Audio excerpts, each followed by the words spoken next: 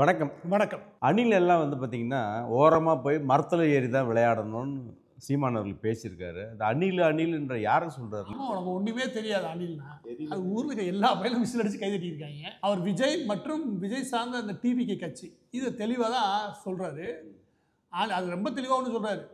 காட்டில் இருக்கிற எருமையோ இல்லை மானையோ இல்லாட்டி ஆடையோ வேட்டையாடுனா புலிக்கு மரியாதை, அணிலை சாப்பிட்டா என்ன மரியாதை அப்படின்னு எவ்வளோ முடியுமோ அவளை இறக்கி அடிக்கிறாரு. இதை தெளிவாக விஜய் நோக்கி தான் அடிக்கிறாரு. இது நம்மளால் புரிஞ்சுக்க முடியுது.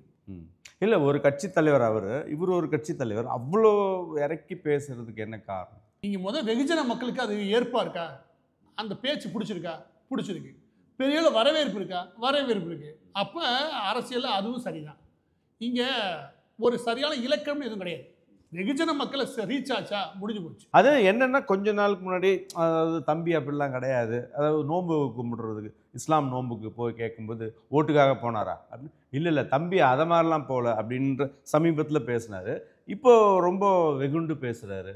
சமீபத்திய நகர்வுகளில் சீமான் அவர்கள் புரிஞ்சு கொண்ட விஷயம் ஒன்று என்ன அப்படின்னா, விஜய் எப்படி நம்மளை கூப்பிட்டு வச்சு ஒரு 4 தடவை பேசுகிறாரு, ஆனால் பேசி நம்மளே கழுத்தறிக்கிற வேலை பார்த்துட்டாரு, அதை புரிஞ்சுட்டாரு. இன்னொரு பக்கத்து விஜய் கொள்கைன்னு அறிவிச்சு தமிழ் தேசியத்தை பாதியையும் திராவிடத்தை பாதியும் எடுத்து வச்சுக்கிட்டு தமிழ் தேசிய ஓட்லையும் பங்கு பிடிக்க பார்க்குறாரு.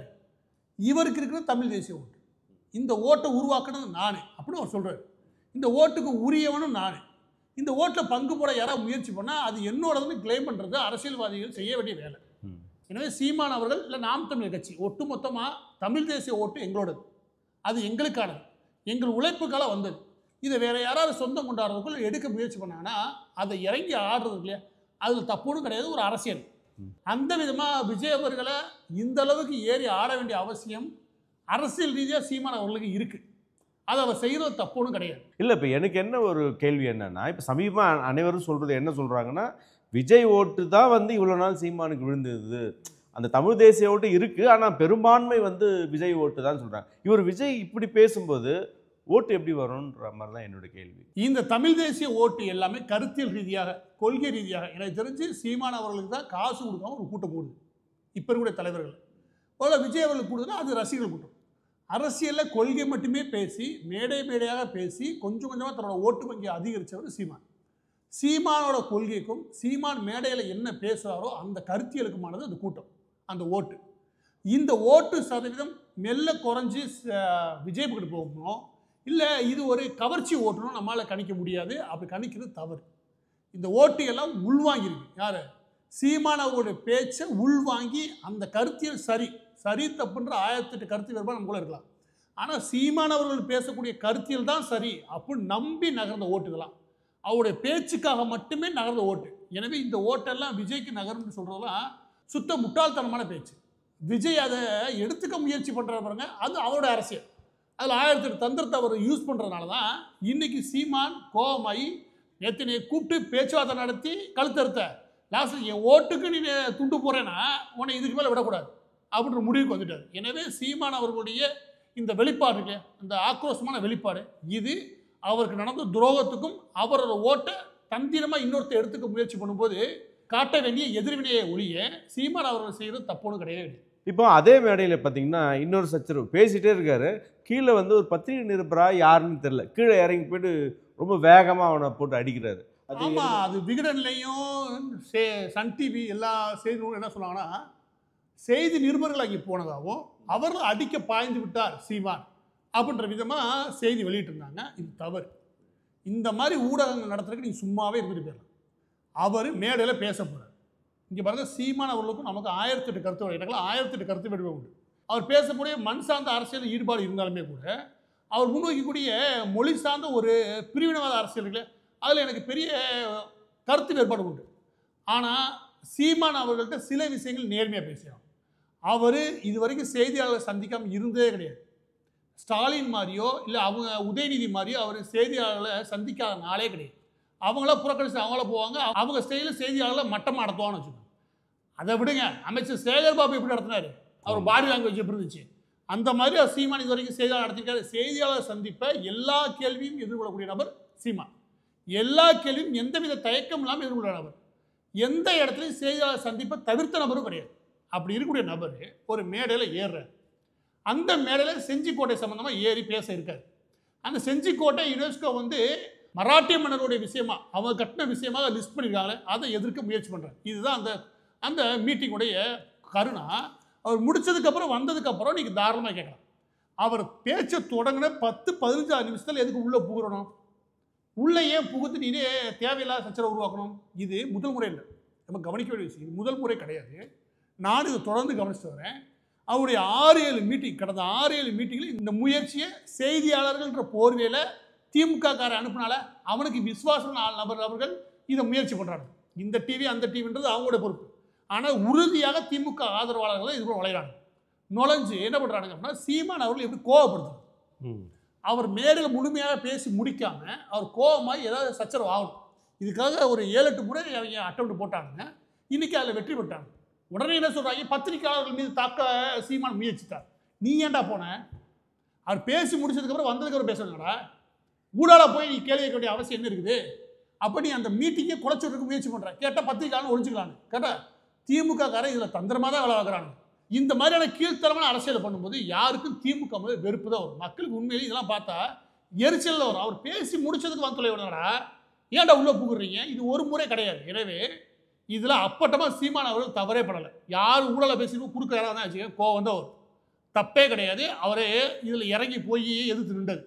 இதில் செய்தியாளர்கள் போர்வில் திமுக காரர் அனுப்பின ஆளுங்க அவங்க பண்ணதான் 100% தப்பு. இப்போ எப்படி நம்ம சீமான் கூட்டத்தை வந்து திமுக தான் கலைச்சாங்கன்னு சொல்கிறோம். இதே மாதிரி ஒரு நிகழ்வு வந்து அதிமுகவில் நடந்திருக்கு.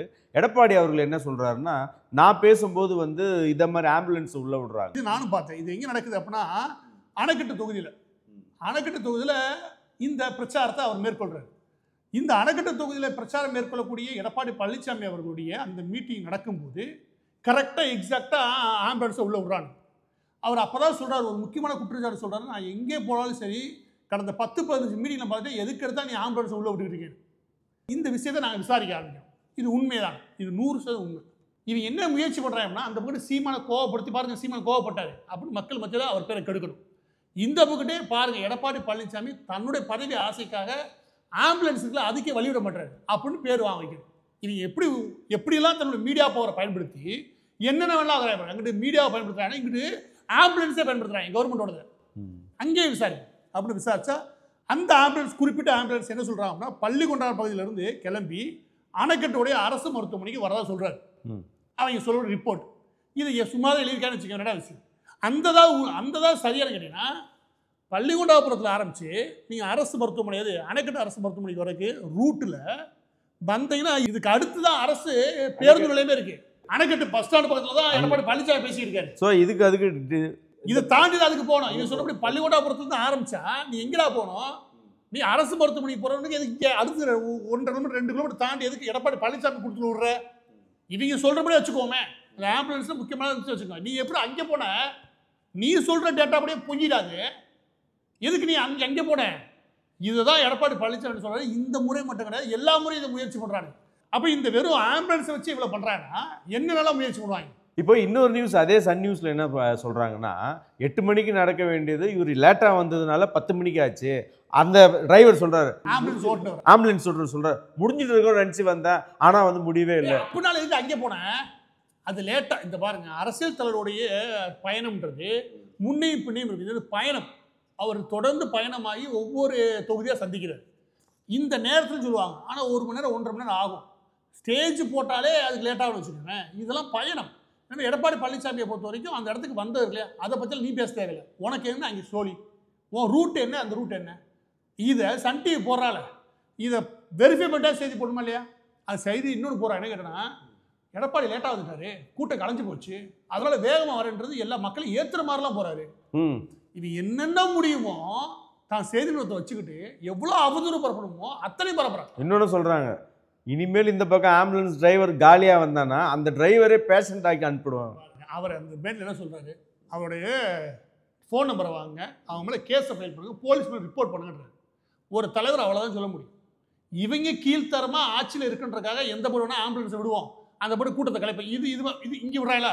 நாளைக்கு ஒரு விஜய் ஒரு பயணம் மேற்கொள்கிறார், அவரும் அரசியல் தலைவர் ஆகிறார். அதையும் நம்ம நேர்மையாக தான் இருக்கணும். அதுக்குள்ளே கூட ஆம்புலன்ஸ் சொல்லிக்கிட்டு ஆம்புலன்ஸ் சிக்கிக்கிச்சு அப்படின்னு நீங்கள் இன்னொரு புடாவெல்லாம் விடுவாங்க. அப்போ எவ்வளோ யோசிக்கிற? இவங்களே ஒரு பார்ட்டியை செட் பண்ணி அந்த பார்ட்டி அந்த பக்கம் விட்டு பாருங்க பார்ட்டி கீழே வந்துருச்சு அது போலாமா இவங்க இந்த மாதிரி தான் யோசிக்கிறாங்க. அதாவது திமுக என்ன யோசிக்கிறாங்கன்னா அந்த கூட்டணி ஒட்டுமொத்த கூட்டத்தையும் கலைச்சு விடுறதுக்கு, ஒட்டுமொத்த கூட்டத்தோட நோக்கத்தையும் கீழே குழி தோண்டி புதைக்கிறதுக்கு இந்த மாதிரி சென்டிமெண்ட்டாக தான் கிளப்பி விட்டா போதும். அதுக்கு தான் ஐடியா போடுறாங்க. நீங்கள் எழுதி வச்சுக்கோங்க, மதுரையில் விஜய் மாநாடு போடுறாருல அதுக்கு இவங்க அப்படி தான் திட்டம் போடுறானுங்க. எவ்வளோ கூட்டம் கூடுதோ அதை கலைக்கணும். வந்ததுக்கப்புறம் அது பேசும் பொருளாக மாறிடக்கூடாது. நம்ம ஒரு விஷயத்தை செய்யணும், அது எமோஷனலாகி பேசும் பொருளாக மாறணும். இப்படி சீமானில் ஆரம்பித்து எடப்பாடி பழனிசாமியில் தொட்டு விஜய் அவர்கள் வரைக்கும் எல்லாத்துக்கும் தன்னுடைய ஊடகத்தை பயன்படுத்தி செயற்கையாக ஒரு நாடகத்தை உருவாக்க திமுக முயற்சி பண்ணுறாங்கன்னா நான் சத்தியமாக சொல்கிறேன், இவனுக்கு முதுகெலும்பே கிடையாது. எதிர்கொள்றா கொள்கை ரீதியாக நின்று எதிர்கொள்கிறான். இப்படி கேவலமான திட்டத்தெல்லாம் போட்டு இது ஒரு அரசியல் தந்திரம் நினைக்கிற பாரு. இந்த கருணாநிதி புத்தி தான் நீங்கள் திமுக அழிச்சு போன்னு நான் சொல்கிறேன். இப்போ கடைசியாக வந்து ஒரு விஷயம் மினிஸ்டர் மாசு என்ன சொல்கிறாருன்னா, காலியாக வந்ததுன்னு சொல்கிறீங்களே, நாங்கள் மருத்துவமனையிலேருந்து வரல, கூட்டுன்னு வரத்துக்கு போகிறோம். அதாவது வீட்டிலேருந்து ஹாஸ்பிட்டலுக்கு. எவ்வளோ அப்பட்டமாக போய் பேசுறீங்க, கேவலமாக இல்லை? அந்த யாரு அந்த டிரைவர் பேசினான்னு சொல்லிட்டு ஒரு நியூஸ் போட்டீங்க. அவன் என்ன சொல்றா, பள்ளிகொண்டாபுரத்துலேருந்து நான் அரசு மருத்துவமனைக்கு விரைந்து போய்க்கின்றேன். எதுக்கு விரைந்து அங்கே போகிற, கூப்பிட்ற அங்கிட்டில் போகணும், எதுக்கு நீ விரைந்து போகிற அப்படின்னு சொல்லி நியூஸ் போட்டேன். அதுக்கு அடுத்த நாள் மா சுப்பிரமணியன் எப்படி என்ன சொல்கிற, இல்லை அது எம்டியாக தான் இருந்துச்சுன்னு ஒத்துக்கிட்டேன். ஏன் எம்டியாக இருந்துச்சுன்னா கூப்பிட்றதுக்கு போகிறேன்ற. அப்பயும் எதுக்குடா வேன் அங்கே நிற்குது, எனக்கு அது புரியவே இல்லைடா. நீங்கள் அரசு மருத்துவமனை நோக்கி போகிறது, அரசு பேருந்து நிலையம் வரைக்கும் போக வேண்டிய அவசியம் அந்த இடத்துல இல்லவே இல்லை. அந்த ரூட்டில் பள்ளிகொண்டாபுரமே கிடையாது. அப்படின்னும் போது நீ எங்கேருந்து அதுக்குள்ளே போகலன்றதை கேள்வி. ரெண்டாவது எடப்பாடி பழனிசாமி எழுப்பின கேள்வி என்னன்னா, ஏன்டா எம்டியாக ஓடித்தீங்க, எதுக்கிறதா உள்ளே விடுறீங்க அப்படின்ட்டு ரெண்டாவது கேள்வி. இதில் முதல் கேள்வி ஒத்துக்கிட்டு ரெண்டாவது கேள்வி நாங்கள் பொய் சொல்கிறோன்றதை அவங்க செய்தி நிறுவனம் ஒத்துக்கிறாங்க. டிரைவர் என்ன சொல்கிறேன், நான் பள்ளிகொண்டாபுரத்துலேருந்து அரசு மருத்துவமனை விரைந்து போயிருந்தேன். அப்போ அது எதுவுமே இல்லாமல் விரைந்து போயிருந்த, அப்போ எதுவுமே இல்லைன்றதை மா சுப்பிரமணியன் ஒத்துக்கிறாரு. நான் விரைந்து போயிருந்தேன்றதை இங்கே அரசு மருத்துவமனையும் போயிருந்தேன் டிரைவர் ஒத்துக்கிறேன். அப்போ 2 சேர்ந்து ஃப்ராடு, டோட்டல் ஃப்ராடு.